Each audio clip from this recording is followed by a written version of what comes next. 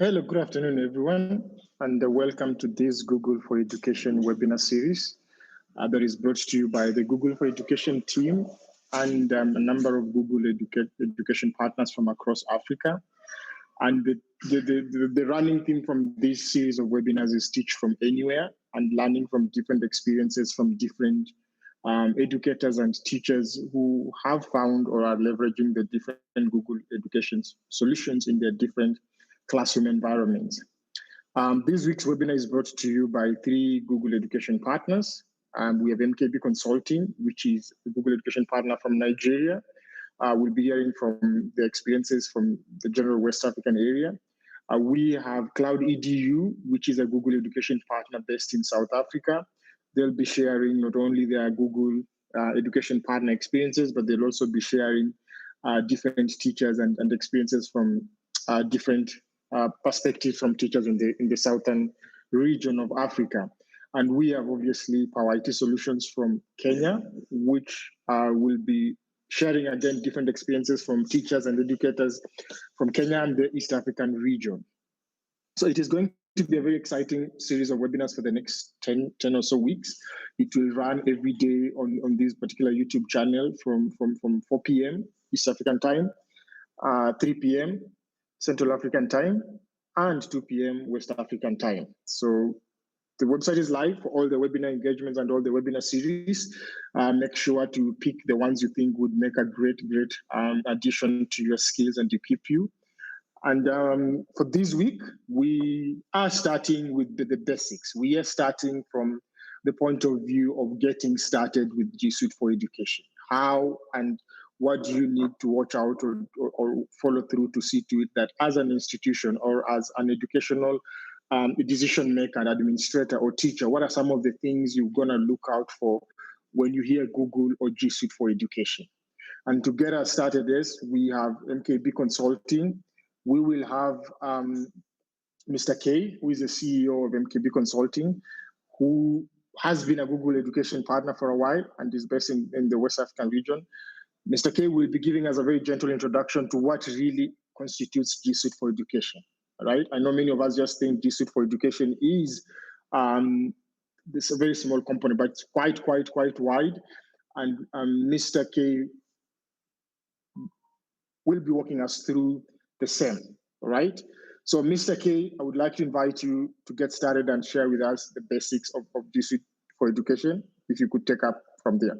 Thank you very much. All right, thanks very much, Oscar. Let me just present my screen.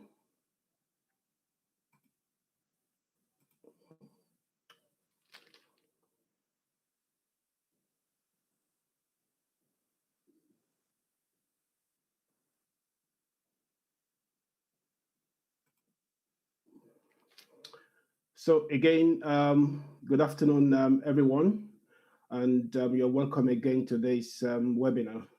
So like Oscar said, I'm going to give you a brief overview of Google for Education. But before we go into that, I would actually like to show you this slide. The companies on the left, or products on the left, and then you have these companies and products on the right. Now, the companies or products on the left are companies that were slow to adopt technology, and the ones on the right are companies that actually embraced technology. Now, if you look at, let's take the very first one, which is Kodak. Kodak was synonymous with photography in their days, and I remember in my days, I mean years back, when anything to do with photography was Kodak, and there was even a saying at that time, something like the Kodak moment. In other words, when you pose to snap a photograph, it was called the Kodak moment. The same thing today, when you want to search for something online, you talk about Google something. That's exactly what Kodak was. I'm sure if you have some millennials on the line, they may not understand what we're talking about, but Kodak was synonymous with photography. Now, Kodak doesn't exist anymore because they were slow to adopt technology. I will take another company there, Toys R Us. My kids actually grew up with us buying toys from Toys R Us. Now, online games, most kids go online to play with games and stuff like that online. So what this tells you really is if you are slow to adopt technology, you may be out of business in no time at all. Now, this applies to schools as well. A very good example. Let me even bring this home to Nigeria. Taxis.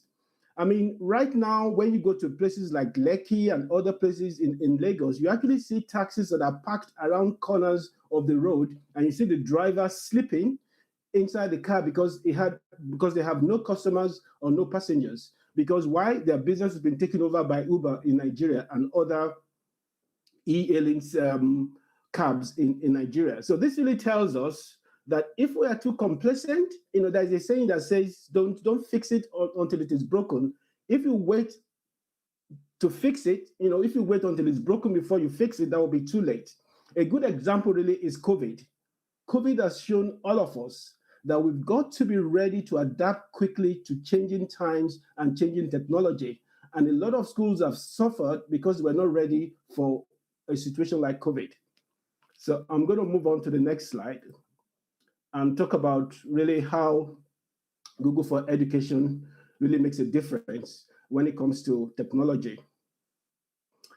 Now, Google for Education is made up of three unique parts. You have Chromebooks, Google for Education, you have Chromebooks, you have GSuite for Education, and you have Google Classroom. Now, most people, when they hear about Google for Education, what they think about is Google Classroom. Actually, about 2 weekends ago, I went to see my siblings, and my sister-in-law, when I was explaining to them about Google, the first thing she said was, "Oh, I know Google for Education. That's Google Classroom." Now, so Google for Education is so much more than Google Classroom. It's made up of one Chromebooks, which is the hardware, which is the device that's used by schools, and then you have G Suite for Education, and then you have Google Classroom. So I will go into more details about each of these aspects of Google for Education in the next slide. Now, this slide you have is actually, it's coming up, is actually graphics that shows the worldwide growth of Chromebooks. So if you look at these graphics, it starts from 2012. And if you just follow it from 2012 to 2017, so this graphic is not up to date, but if you just look at it from 2012 to 2017, if you look at North America, you will see that there is a high concentration of Chromebooks in North America, but also in Europe and other places in the world.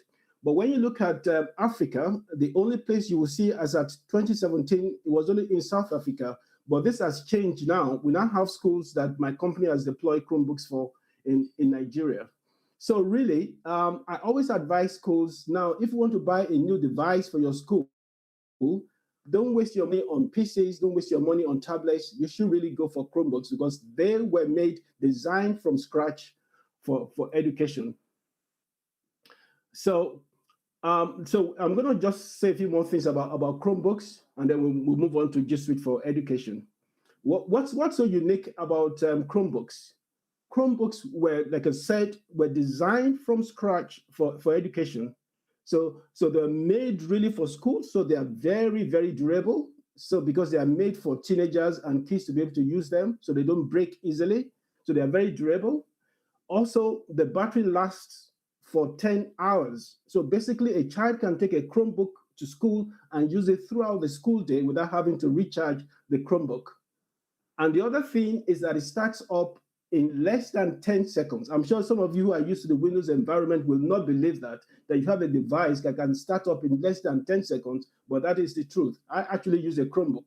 Actually, this presentation I'm giving to you now is I'm presenting from a Chromebook. So Chromebooks are very, very affordable. They are far superior in functionality to PCs. And really, I will not advise any school now buying a device to buy a PC or a tablet. Now, I remember those days when I was working for Shell, when I had a PC. What I would do was you would get to work, you switch on your PC, and you go and have coffee for a few minutes, chat with your colleagues, and then you come back and you hope that your PC will be up. You don't have that kind of problem with Chromebooks at all.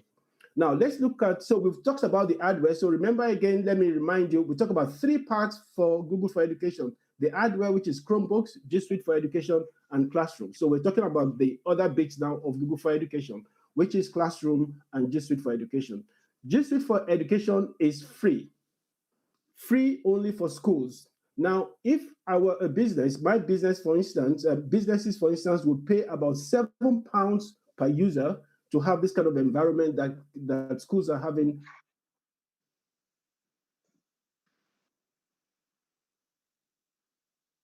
For 400 students and teachers, and if you have to pay £7 per user, you'll be looking at about £1,400 per month for that environment. So if I bring it home a little bit to Nigeria, so we're talking about over 1 million naira every month to have this environment if you were a business. And this is what schools are getting for free. So that tells you really that Google believes in education, and therefore that's why they're investing this amount of money to provide this for free for schools. Now, let me quickly just go through what these elements are here. So you have the email system and MeetMe. So MeetMe is the video conferencing system as part of this Google for Education, and you have the email system. And then what you also have is this product, all these products. Now, the thing about Google for Education is all these products that you see, they all are tightly integrated and they work seamlessly together. I mean, that's one of the beauty of this environment, the tight integration and seamless working together of all the products. So here you have Google Classroom, and this is called Google Form. So you can actually have online quizzes for your students. You can have even online entrance examinations or online examinations in your school using Google Forms. And then you also have all these products here as well. So this is Google Docs, this is Sheets, this is Slides, this is Drive, and this is Jamboard. Now Jamboard is interesting because Jamboard is interactive whiteboard that you can use online for students. And then you have calendar as well. So basically you can have online timetable, you can set up meetings with your students or other teachers. And here, this is called the admin console. Admin console is, let me get the pointer. So what you have there is the admin console. So admin console is really the nerve center of the whole environment. So the admin console determines exactly what you can do in this environment. So you use the admin console to set up users for security settings and to manage your devices in this environment. So this is called the admin console. I can see so this is, again, this is Jamboard, and you have all the other products there. So that is what GSuite for Education is about. So it's not just Google Classroom, it's all these products combined together that are given free to schools all over the world. Now, the next slide is just going to give you some metrics about Google for Education. So basically trying to give you an idea of the magnitude of users and students and teachers and schools that are online. So what you have there is Chromebooks. Chromebooks are the #1 selling device in the US and Canada.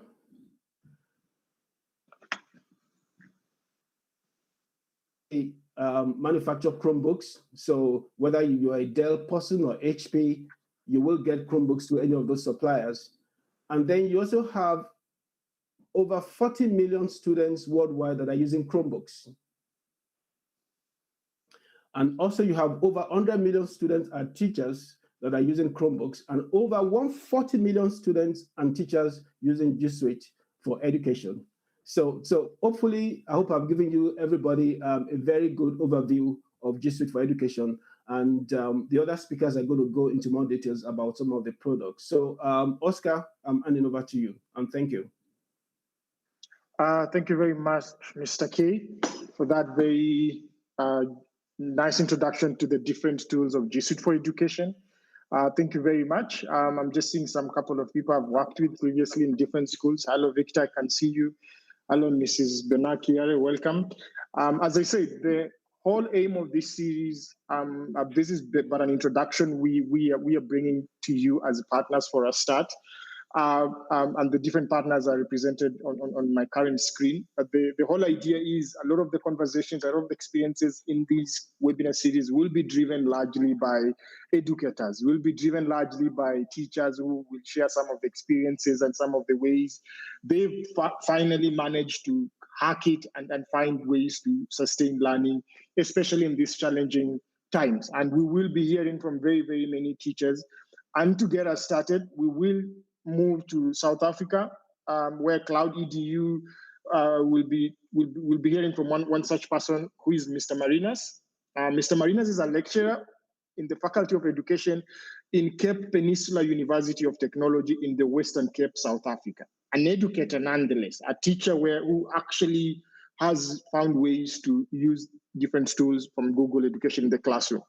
He qualified as a teacher in 2010. I think in South Africa, you need to have a qualification to be a teacher in information technology and computer applications. And he's currently a Google Level 1 and Google Level 2 educator, as well as a certified Google trainer. Mr. Marinas will walk us through in a very, very brief summary through a journey of the GSuite tools and their learning potential. Please, I know it's going to be quite brief because we just going to look at the different potentials available in GSuite for education. But that's the whole aim why this webinar is a series. We'll be hearing in the next couple of weeks, every Wednesday, now a drill down and details from different educators from both Kenya, from Nigeria, from South Africa, now picking up an element, picking up a component and sharing the experiences, how they've leveraged it successfully in the classroom. But to get us started, we have Mr. Marinas, who will be sharing with us the basics of the different tools and how they can be leveraged from education. Mr. Marinas, I'm going to be handing over the screen over to you. I hope as you try bring up your computer up and your screen up, you will be ready. Welcome very much, Mr. Marinas, and the screen is yours. Thank you. Thank you, Oscar. Good day, ladies and gentlemen from Africa and across the globe. I will be giving you an overview of some application features in the GSuite for Education environment, such as engagement and knowledge in classroom, teach with ease with Meet, quizzes in forms, appointment slots in calendar, as well as sites. Your students need to be enrolled in your domain when you are having Google Classroom. You want to have an education account, making your data and students' information secure. I will do a live demonstration on one of the classrooms here from a particular school. The teacher view has 4 tabs on top. The first tab is a stream tab, this one here on top, which can be used to schedule announcements, encourage conversations among students, a place where students can access their classwork as well. The next tab is the classwork tab. The classwork tab is a place where teachers can create their topics, as you can see on the left-hand side, and by the create button. This is also a place where you will be posting your learning material, not creating it, as the best practice is to create before you actually post. Then we have the People tab. The People tab is where you can invite co-teachers, student support teachers as well, so that they can keep up to date with the learners that need support. You also are able to invite your students via the Student tab, as you can see here, and also invite guardians. Now, the Invite Guardians is a powerful tool or rather feature that you can use in Google Classroom. The guardians of the particular student will get a summary of the learner's work. Lastly, we have the Marks tab. The Marks tab, this is not visible to the students in the classroom. They can only see the first 3 tabs, Stream, Classwork, as well as People. The Marks tab provides you as the teacher with an overview of your students' marks, and it gives you an indication who has submitted and who has not submitted an assignment. Let me just toggle back to my presentation. Then, in Google Meet, this is a teaching platform, or rather a platform that can be used for synchronous teaching and learning. You can also record your lessons in Google Meet and make it available to the learners via Google Drive. Students are able to engage in conversation, post questions in the Meet chat. As the teacher, you can see how many students are present in your Meet. However, this is also open to everyone present in the Meet. Next up, ladies and gentlemen, we have Google Forms. Google Forms is an essential tool for teaching and learning. It allows you as a teacher to collect data with the click of a button. It integrates seamlessly with other GSuite applications. We will have a look at that at a later stage. It allows you to convert the pre-existing form into a quiz, which I want to demonstrate to you right now. Let me go to my quiz. So here I have a pre-existing quiz. I need to create this, or rather I have a pre-existing form here I want to convert into a quiz. To convert this existing quiz into, or rather a form into a quiz, I need to click on the settings tab here, go to my quizzes tab, and slide this slider to the right, making this a quiz. And then I need to click on the save button. Now that I've made this into a quiz, I need to identify the correct answers to my particular questions. To successfully achieve that, you need to click on the correct answer and then select answer key. Selecting answer key will allow you to identify or add the marks here. In this case, the points. Once you have identified the points there, select the correct answer again, and then you say done. And afterwards, you need to do this for each and every question. Here, which animal is this? We can go to elephant, say answer key, increase the points to 1 point, and then select the correct answer, which is elephant, and now I can say done. You as the teacher also have the ability to preview this form before you send it out to your students. To preview this quiz, I need to click on the preview button. It will open in a brand new tab for you, and then immediately this is what the learner will see. Here the learner will see the question as well as the marks. However, they will not see the correct answer. They will have to select the correct answer. I'm going to move over to my presentation. Next, ladies and gentlemen, we have appointment slots. Now, not only can you create events in Google Calendar, you can also create appointment slots. These slots will be visible on your teacher calendar and the calendar can be shared with your students. This is the user interface of the teacher on your calendar. This is how the appointment slots will look. But when you share this calendar with your students, they will see a link such as this in the user environment. As you can see, this interface is easy to interpret. The students will be able to click on one of the two available slots on a given day, allowing them to schedule a 15-minute appointment slot with you. Next, ladies and gentlemen, we have sites. Now, there are endless use cases for sites. We will only have a look at 3 use cases. This site was created by Oak Hill, a school in Iceland, South Africa. The teacher integrated sites with Google Calendar, giving access to parents in the public domain to schedule appointments with teachers at the school. Let me demonstrate this to you. Here we have the Oak Hill site. Okay, so what the teacher did, like I've mentioned earlier, integrated Google Calendar with sites. Here I have a teacher Langham, and I can click on schedule a meet, and immediately it will open for the parent in a new browser tab. The parent is now able to click on such a button and then fill in this meet book appointment, and then click on save, and the teacher will get an appointment slot or rather an email as well as the parent. Let me go back. The next site, ladies and gentlemen, is a site that was created by St. Benedict's. This was purely an online resource center for students. Students can visit the site and access any subject-specific information. Again, I would like to demonstrate this here. So if the student click on accounting, he or she will be faced with these resources of old question papers. If you go to information technology, again, this is a resource center hub where parents and the students can access. However, with sites, as you can see to the bottom of my screen, metric links, students are also, or rather teachers are also to create their sites with external site links. The next site was created by a teacher at King's Prep. Different to the previous 2 examples, this site was created as a learning pathway where learners are in control of their own learning. The teacher created an ancient Egypt quest. Students had to read through your mission for today. Once the student has watched the video on a particular quest, let me just go to that tab there.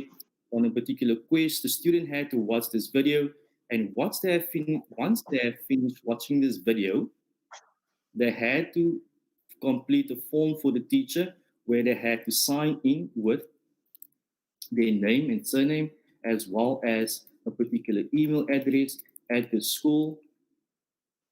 And once they have selected their grade and click on the next button, they had to answer certain questions. Now, remember early on, I mentioned that forms seamlessly integrate with other GSuite applications as well. In conclusion, ladies and gentlemen, that is how Google for Education gives you a nice, fully integrated learning experience. Over to you, Oscar. Thank you very much, Mr. Marinas. As you are just presenting about Google Sites, it just got me thinking. A lot of people rarely actually understand and know some of the intricacies and easy ways you can use Google Sites to sustain learning. And you've actually done a very fantastic job doing an introduction. I just want to reiterate and tell everyone, Google Sites is a no-code building environment. Everybody can actually build a Google Sites in under 5 minutes. It doesn't need anybody to, write code or go into the technical intricacies. It's a drag and drop. It's almost like writing a document, and you can actually find very exciting ways to use Google Sites. And I can't wait to listen to the session that will be happening in the next couple of weeks around Google Sites and some of the schools sharing their experiences. So thank you very much, Mr. Marinas, for that gentle introduction to some of the potentials of the different Google tools and their use case in different classrooms. I particularly like the fact that you actually brought to the fore actual experiences and actual sites built and created by other educators across different schools.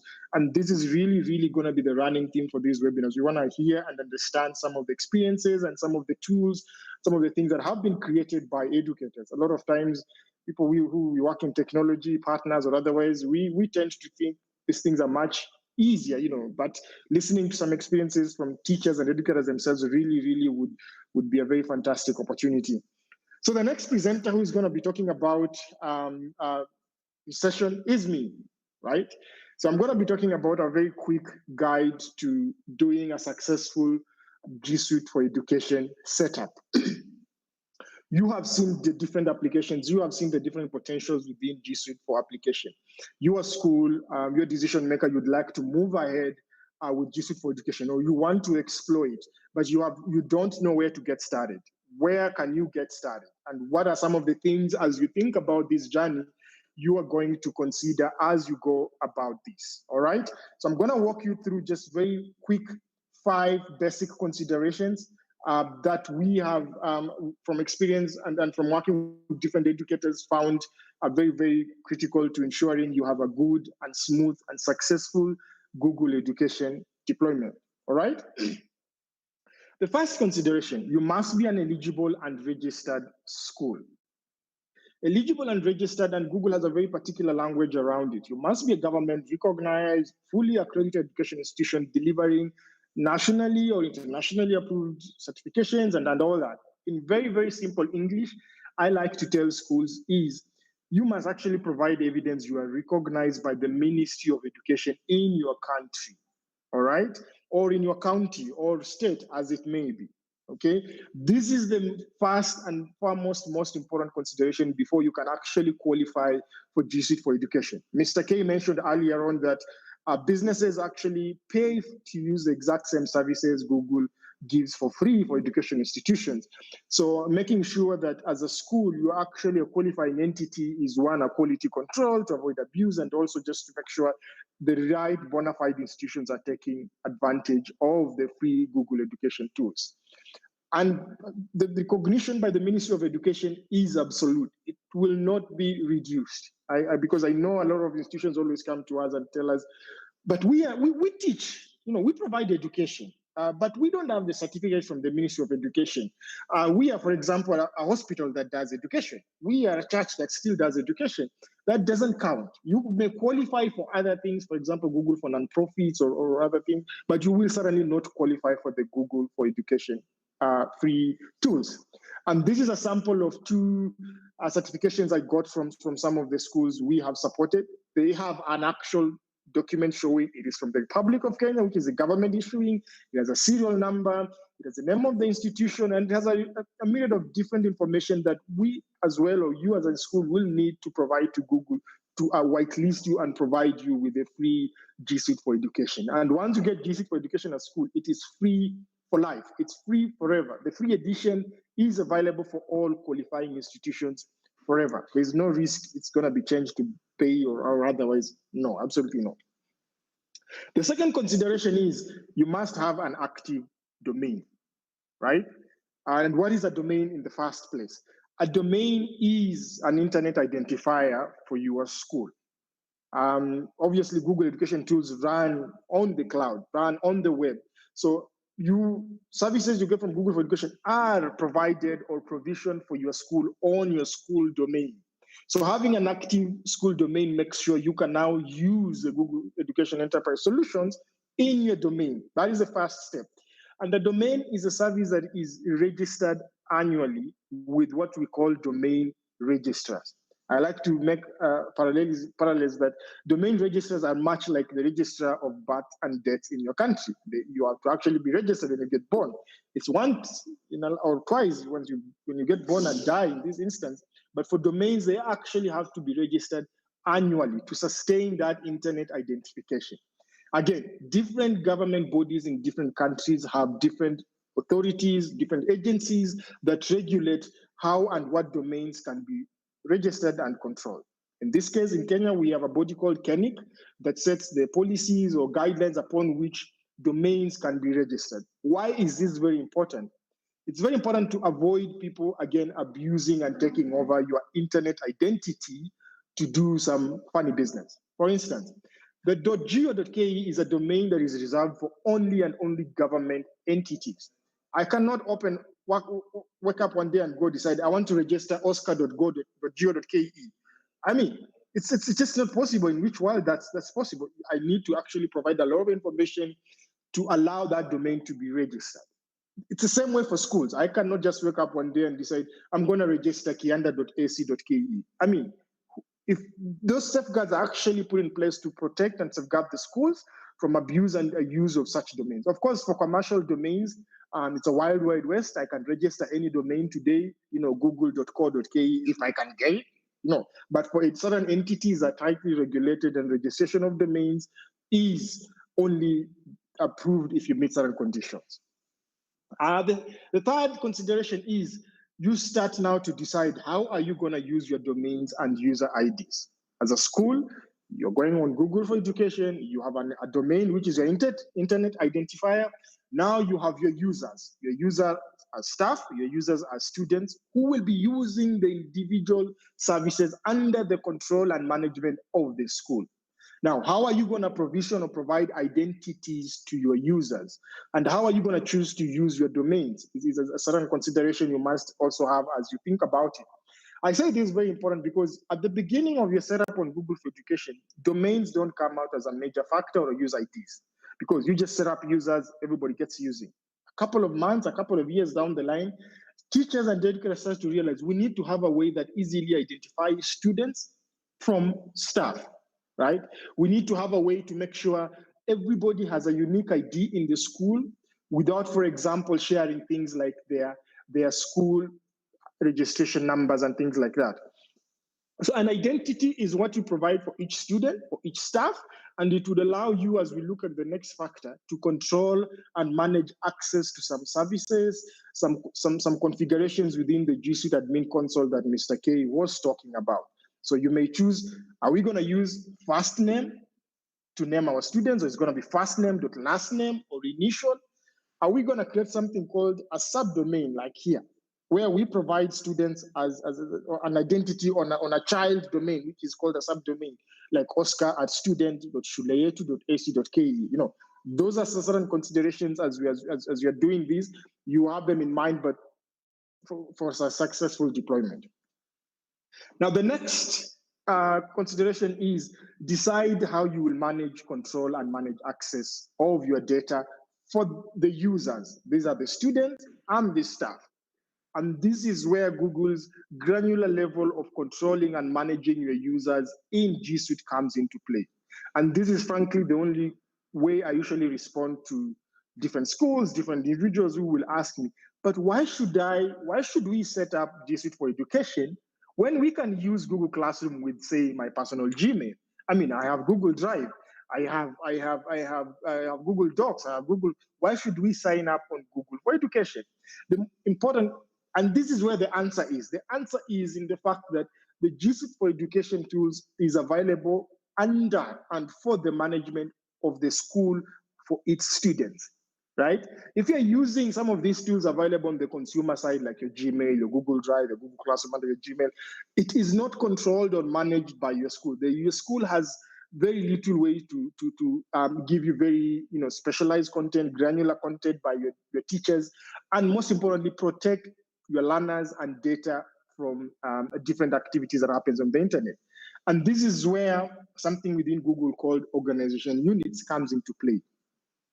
Organization units basically allow you as a school to differentiate or create smaller subunits within your school, much like the way you have grade 1, grade 2, grade 3. So you want to use the same structure you have in school to differentiate and set up your users such that you can choose and enable and control different services for different classes, for different users, based on certain things. It can be the law, it can be certain controlling factors, it can be certain levels only need to access certain things, right?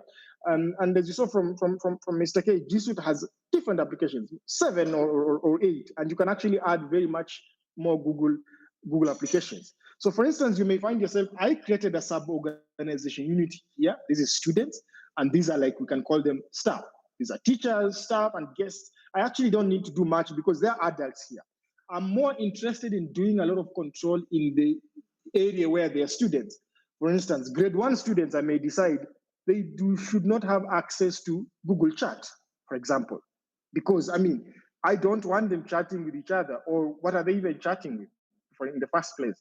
Or I can choose to say grade 1 can have access to chat, but they're not going to have access to chat and talk to people outside the organization. They can only talk to each other internally, where the school closely monitors and manages them.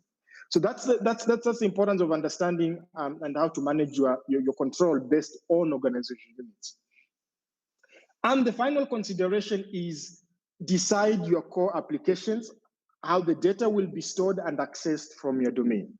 What is this a major consideration?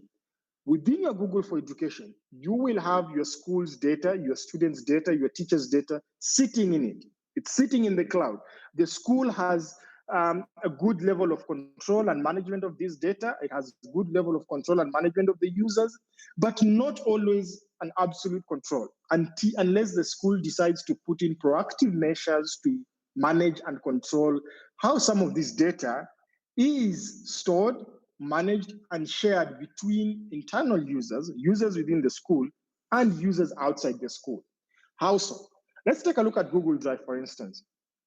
Google Drive is an application that allows you to store your data, collaborate on it, and share it with different people. It can be people from within your school and outside of your school, right? As a school policy, you may feel like sharing of some data or school data by different units outside the school could present a risk, could present a major challenge, or could present an advantage. How can you make sure, for instance, students inside your school cannot share data outside the school for their protection, or they cannot collaborate with other users outside the school?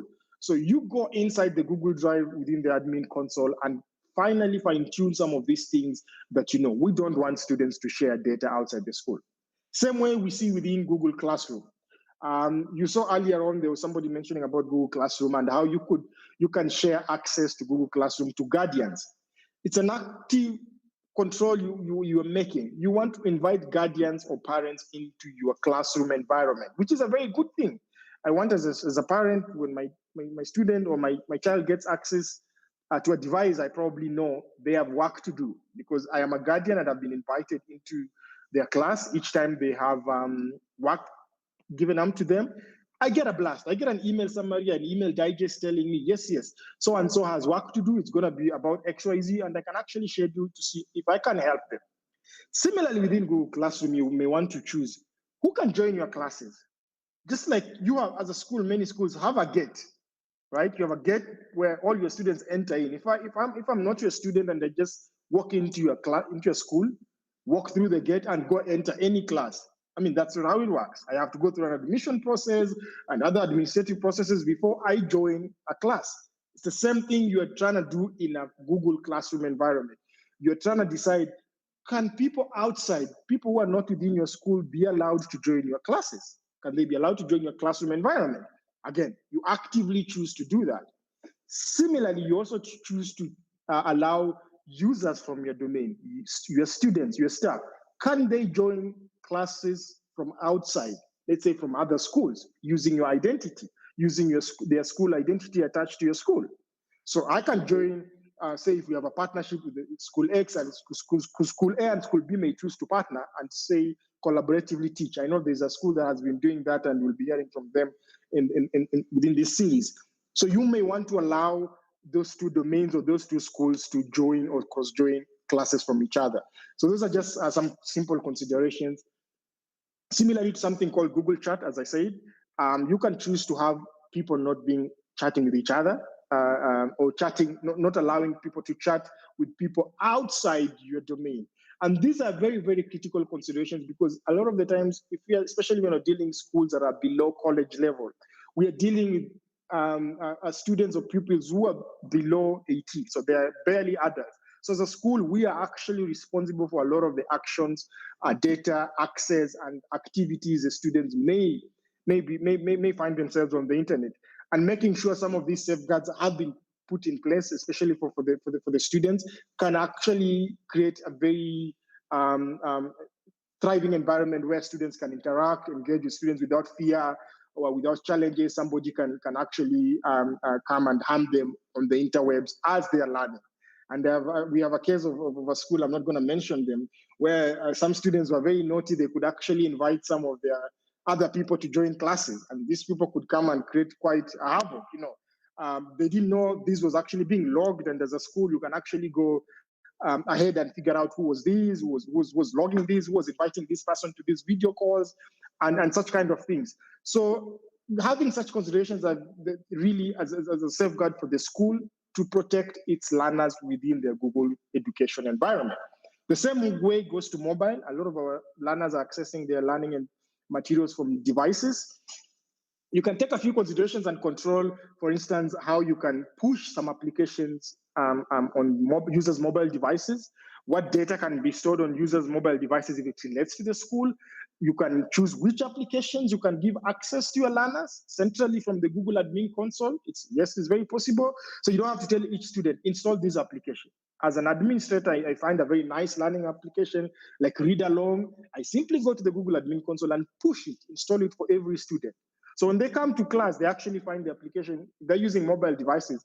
It's actually available in their mobile devices and things like that. Of course, you also had someone mention about Chromebooks. You can also well control and manage data that sits on Chromebooks and other devices. I think even recently, you can also manage how users interact with Windows 10 devices and so forth. So that, ladies and gentlemen, is actually some of the key considerations we like to advise schools to think about when they want to start their journey on Google for Education.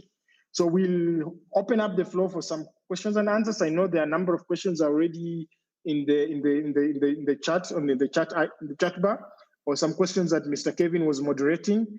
I'll just hand it over for Mr. Kevin to address some questions that may be existing or they may have captured. And we'll be glad to just open the floor for any moderation and discussions around whatever we discussed. So Kevin, take it up. Thank you very much, Oscar. Really interesting presentation. Oscar's unpacked a lot of the challenges that exist when you're setting up a domain, and Oscar and Kay and Cloud EDU, the company that I represent, we obviously have worked with numbers of schools across the continent to help schools deploy Google. One of the questions we had is around sharing the deck after the presentation to help get our IT admin in school to have a look at it. And this webinar will be available afterwards. We will have that recording posted later on, and it will be available online. I also want to just give you guys a little bit of a heads up of what's coming up in the future. So let me just present very quickly.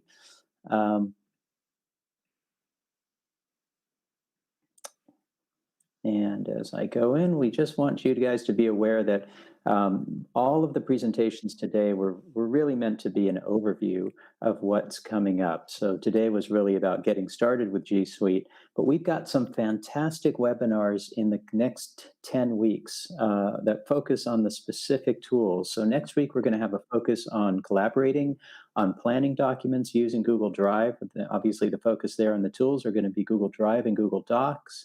The following week, using Google Classroom as a community schooling tool and getting into the weeds on Google Classroom. After that, we're going to get into Sites, and Marina showed you a couple of examples of Sites. Sites is one of the easiest tools to use, and it's really amazing to see people's potential to use technology just get put on steroids when they start using Google Sites. We had a question about assessment, and we're going to get into the details of using Google Forms and providing other kinds of assessment and feedback with GSuite on October 7th. We'll focus more on how do we connect learners and parents with Google Meet, as well as other fantastic ways to keep parents and community in the loop using Google tools. On the 14th of October, our focus is going to be on improving the writing process using GSuite. And on the 20th of October, creating interactive learning experiences with Google Slides. If you haven't used Google Slides before and you're sort of stuck in that PowerPoint world, that session is going to be really mind-opening for you, because Slides is just such a powerful tool. I use it all the time for teaching, for training, for creating graphics. It's an amazing tool I don't think enough people know about. And then our focus on the 21st of October is going to be on special needs in education and how the GSuite tools address special needs. The following, on the 27th, we're going to talk about how to host class discussions and do whiteboard demonstration using Slides and Jamboard, another amazing Google product, along with Google Meet. I'm going to be very excited on the 28th of October because I'm going to be involved in the Traveling the World virtually using GSuite, and I'm going to be showing you in my segment lots of Google tools that you can use to take students anywhere in the world. But I'm going to have a special focus on locations in Africa because I think we don't focus enough on our continent. Maximizing GSuite for education with low bandwidth scenarios is a really important topic we'll cover on November 3rd. And of course, we're going to talk about gamification and trying to make learning more visual as we wrap up in November. And we're going to end up talking about preparing and supporting teachers on their G Suite for education journey through the amazing training that is offered by Google as well as by Google's partners. So those are the webinars that are coming up. And we've dropped that registration link in the chat. I'm no longer monitoring the chat because I'm presenting right now, so I won't be able to show you that. So let's take a look at some of the questions we've got. I'll stop presenting my screen because there's nothing really to see there. I think the first question I'm going to send to Kay in Nigeria. And Kay, the question is, where can we get Chromebooks, and about what's the cost of a Chromebook? So how can we get a Chromebook, and what's the cost of a Chromebook? The specific question was about Nigeria, but I think we can all have different answers for our regions. Kay? Yeah, that's fine, Kevin. Chromebooks really, the cost depends on the specification of the Chromebook, but I can say roughly we're looking at, and you have to convert this to Nigerian Naira, you're looking at something from £250 to £400, depending on the specs. But also what we do is actually these Chromebooks are shipped from the US or from the UK right now for Nigeria. It takes roughly, because of COVID, it takes roughly about 2 to 3 weeks to get to Nigeria. We actually use DHL and UPS to ship this down to Nigeria, and they do all the clearing and shipping and delivery to a specific address in Nigeria. Does that answer the question? I think that should. So if you are interested, you can let us know. That's great. Thanks, Marinas. Oscar, do you have you want to add to that? It's the same answer for us. Chromebooks, they have to be shipped from either the US or UK market, wherever you can get them. And we get a couple of schools asking us to support them in that process. We gladly do it. But they're not sort of an active a shop or place you will get, Chromebooks that's available. It's the same process as Kay mentioned. We will support schools that are interested to bring them, and we will support them in the shipping. But I have an idea. I have a thinking that Mr. Kevin, you're going to talk about a very, very important thing within Chromebooks, the Chrome licensing, that where having a Chromebook is just not enough. If you want to really drive the value out of it, there's something additionally called a Chrome license. Kevin? Yeah, I'm glad you mentioned that, Oscar. So Cloud EDU is one of the top Chromebook sellers in South Africa. In fact, we sell about 90% of the devices in South Africa in the education market. We partnered for a number of years with Acer that has made a major commitment to bring Chromebooks into the African marketplace. There are other OEMs that bring devices in, but we are an Acer Platinum partner, and we really appreciate their commitment to growing Chromebooks in South Africa. The Chrome Education Upgrade license is a license that's placed on the device and allows the school to manage that device, creating a complete education device. One of the complaints that we often hear about in South African schools around tablets is kids bring tablets to school, and then they start downloading and playing games on those tablets, which obviously is not ideal in a classroom environment.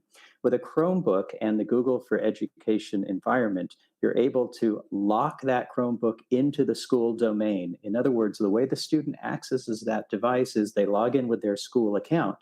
And because they're logging in with a school account and that license is on the device, the school manages what happens on the device. So the school decides what applications are available to the student on a Chromebook. The school manages what hours that Chromebook is in the school mode. In other words, they can kick the license off the device at the end of the school day if it happens to go home with the student, and then other people at home could share that device using their Google accounts. But during the day at school, the school is able to push applications out on the device. They're able to control Wi-Fi settings on the device. All of those things that become a nightmare for IT managers are made so much easier by having that education upgrade license. So we strongly urge our schools to not just buy the device, but the license. The cost of that license is, I believe it's $38 starting in January of 2021. I think that Google was going to send that price increase through earlier this year, but that was delayed because of COVID. I just want to mention, to answer the question, in South Africa, the cost of a device is anywhere from the 3,500, 4,000 at the lower end rands, up to 6,000 in the devices that we recommend for schools. There are some high-end devices that are up in the 10,000 rand range, but we don't necessarily recommend those for school. Those are often used in business. So that's the story on Chromebooks. I've got another question here. This one's more practical and focused on use cases in the school. The question is, how many students? I'm going to give this one back to Marinas. How many students? Sorry, not how many students. Where's that question? In quizzes, using quizzes, will the students get the results of the quiz, the right or wrong answer, right in that instant? Marinas, you want to answer that one for us? Thank you, Kevin. That's a great question. Now, when I presented in Google Forms, you would have noticed when I slide it to the right, making this a quiz, there are two options. First, release the mark. There's an option that says immediately after each submission, and then also later after manual review. Now, if you activate later after manual review, it will turn on email collection. In other words, the student need to sign into the form with his or her school domain email. Then the respondents can see missed questions, correct answers, as well as point values. Kevin, I hope that answered the question. Thank you very much. Go ahead, Mr. Marinas, before you just go off, I just want to indulge. I know this is a question that is running across different teachers here. It's much easier to set up a Google form for quizzing and all that. but sometimes some of the teachers here want to do very complex assessments. They want to do some other advanced pros kind of assessments and engagements. I'm thinking about rubrics in Google Classroom. I'm thinking about pros corrections, and I know that's possible, and that's probably a topic that will be coming. I don't know if you are the teacher amongst us. Can you just say a very brief thing about that before I let you go? Well, thank you, Oscar. The Google Forms is so powerful. You can actually set those things up as well in Classroom using the rubrics. But like you said, someone will demonstrate that. However, it's always best practice to start your form on paper and then transfer it to Google Forms. Otherwise, you are going to run off course by your forms. And there are also certain different types of question types you can use in Google Forms. For example, multiple choice grid for life sciences, or in my subject field, computer applications technology, I will normally pop up a grid of a computer, and the learners need to, or rather the students need to identify the different computer components part using multiple choice grid question or multiple checkboxes question. So there is a lot of features that can be used in Google Forms to cater for the needs of various different subjects. Thank you, Oscar. Thanks, Marina. This question I'm going to pitch first to Oscar. Kay, I'm going to let you go ahead and follow up afterwards. It's actually two questions. What if my school doesn't have a domain? Where can we start from? And then sort of a follow-up question is, how many students do we need to have in our school for GSuite to be of use to us? You want to take that to start, Oscar? Yeah, sure. I'll start with the first question about a domain. As I said earlier, a domain is really a primary or your internet identifier as a school, right? It provides a way to identify yourself as a school on the internet, and also gives you the place where you will actually create identities for your students and staff. And it is an annually registered service. You can, of course, register for a number of years. And in Kenya, the registration for an EDU domain is anything between 1,000 shillings or $10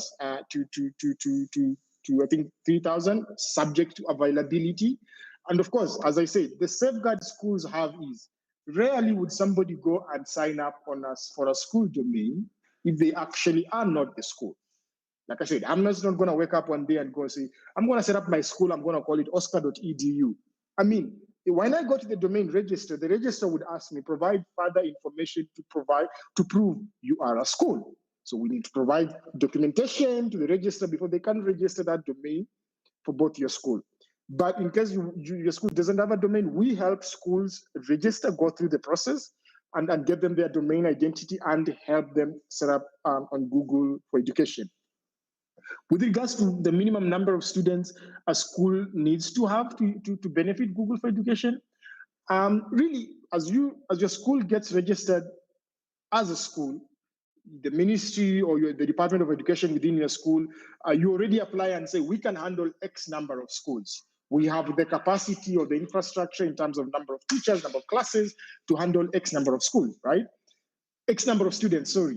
So really, Google doesn't look at how many minimum you have, but it looks like what capacity as a school do you have to support learning. Of course, you're not going to come and say, my school only has 5 students. But is that really a school, or that's a family, right? So there's no really hard numbers in terms of 1 or 2. We have a school that has as little as 100 students to a school that has more than 100,000 students.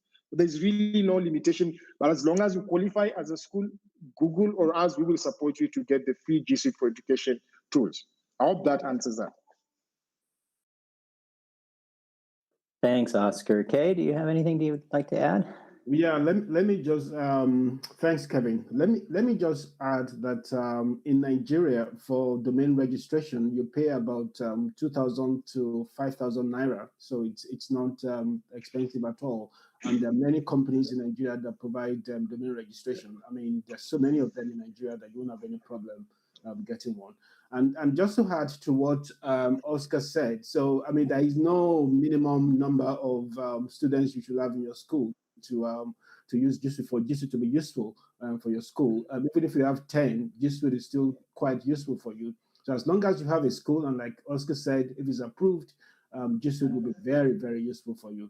A lot better than not having it. Thank you. Last question. We're just at the end of our hour. I don't want to give the time because we're in 3 different time zones at least. But our last question, I'll just finish this one off. Can Google, through its partners in different countries, supply Chromebooks and allow payments in installations? I assume that the meaning there was installments. I think you'd have to chat to each individual partner and how they organize payments. We at Cloud EDU, we do have finance options. We have various models for working with schools. But I think the critical thing that you've mentioned in that question, Aswani, is can Google, through its partners?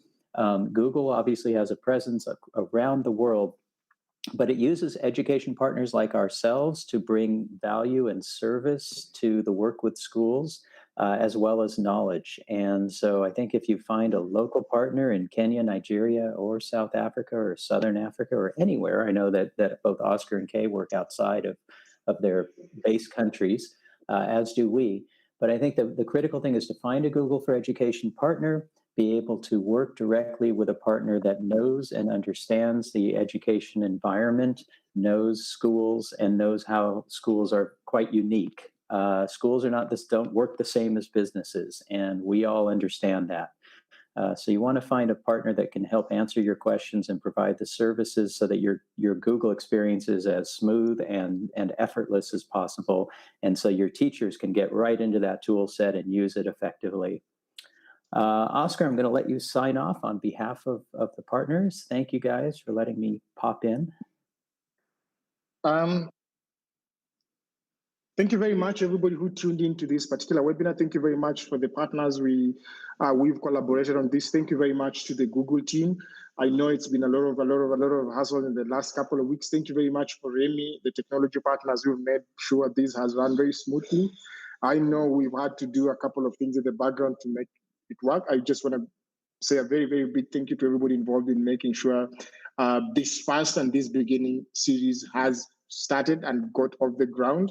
And looking in the comments and the chat section, I'm very, very glad. I can see a lot of people, a lot of engagement, a lot of communication going on, and I really look forward to seeing you in the coming weeks, in the coming webinars, where we will be drilling down to much more granular and much more detailed look at different experiences. And just for a recap, we will in each week having experiences from 3 different countries. It's rarely you get 3 different speakers talking about almost the same thing, but in different ways, in different experiences. Experiences in South Africa is very different from in Nigeria, very different in Kenya. But at the end of the day, we all will get to learn from the different experiences and different environments to sustain and support learning where the schools have the infrastructure and capacity to support learning. And as always, if you need any help from any of these other parts, anybody from us, from IT Solutions, from Cloud EDU, and from Nigeria, we would be very, very glad to engage and talk to you on a continuing basis. So thank you very much. I think this is the time. If we're in a physical environment, I would have said you're welcome for tea on the high table, but there isn't tea. So I'll just say thank you very much. See you guys. Goodbye. Back to studio. Remy, you can take over. Thank you.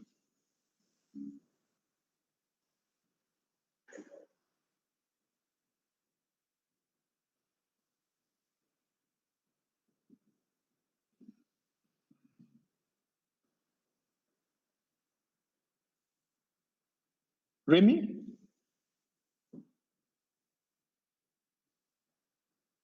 All right.